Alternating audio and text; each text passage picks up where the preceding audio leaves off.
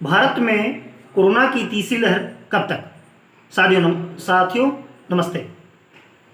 इसी तथ्य पर मैं दिलीप कुमार पाठक अपने विचार तथ्यों के आधार पर प्रस्तुत कर रहा हूं। साथियों, हम सबके मन में लगातार जिज्ञासाएं उठती हैं कि क्या तीसरी लहर आएगी। इस पर वैज्ञानिकों और डॉक्टरों के अलग अलग राय हैं। आइए कुछ तथ्य प्रामाणिकता के साथ जानते हैं। साथियों, इतिहास से हम सीखते हैं कि जब स्पेनिश फ्लू आया था तो उसमें भी 3 लहर आई थी। पहली लहर खतरनाक थी, दूसरी लहर बहुत खतरनाक थी और तीसरी लहर इन तीनों में सबसे कम खतरनाक थी। तो इस प्रकार हम ये जानते हैं कि कोरोना की पहली लहर बीत चुकी है, दूसरी लहर बीत चुकी है, तीसरी लहर आएगी जो वो सबसे कम खतरनाक होगी। वह भारत में कोई बड़ी तबाही या भयानक स्थिति उत्पन्न नहीं कर पाएगी, इसके लिए आप निश्चिंत रहें। और इस नकारात्मकता भरे माहौल में एक बहुत अच्छी बात आपके सामने रखूं कि भारत सरकार बच्चों पर कोवैक्सीन की ट्रायल कर रही है, जिसके लिए भारत सरकार ने 100 ऐसे बच्चों को चुना जिनको कोरोना नहीं हुआ था। उन बच्चों के पेरेंट्स गार्जियन से पूरी जानकारी लेने के बाद उन बच्चों को चुना। बच्चों में कोरोना के कोई लक्षण नहीं थे, उनको कभी कोरोना जैसा कोई उपचार नहीं दिया गया था।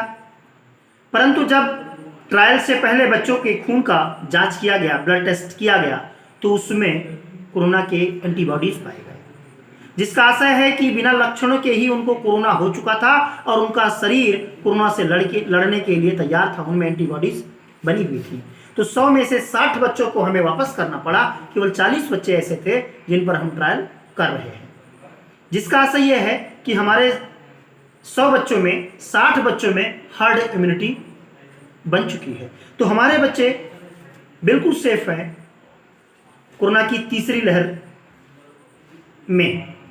अब बात करते हैं पुरुषों की।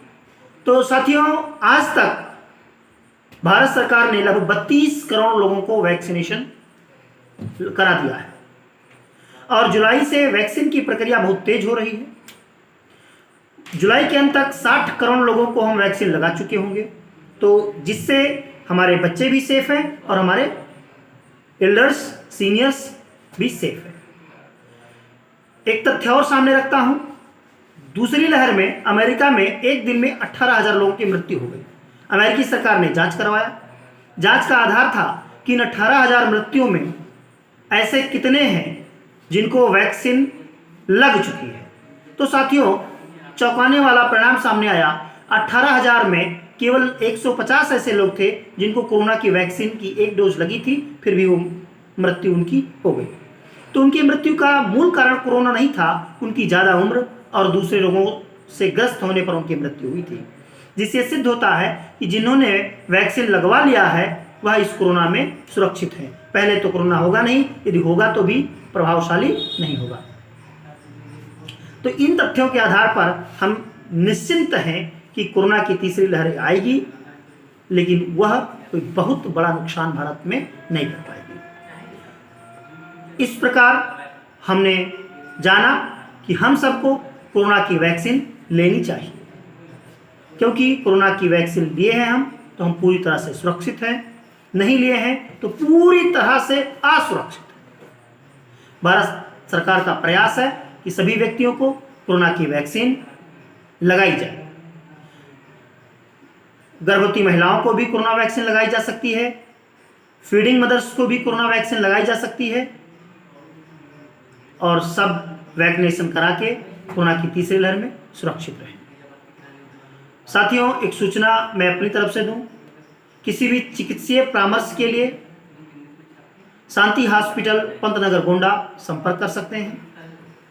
ऑनलाइन चिकित्सीय परामर्श के लिए डिस्क्रिप्शन में दिए गए नंबरों पर संपर्क करें, जिससे आपकी सभी समस्याओं का समाधान हम कर सकें। धन्यवाद।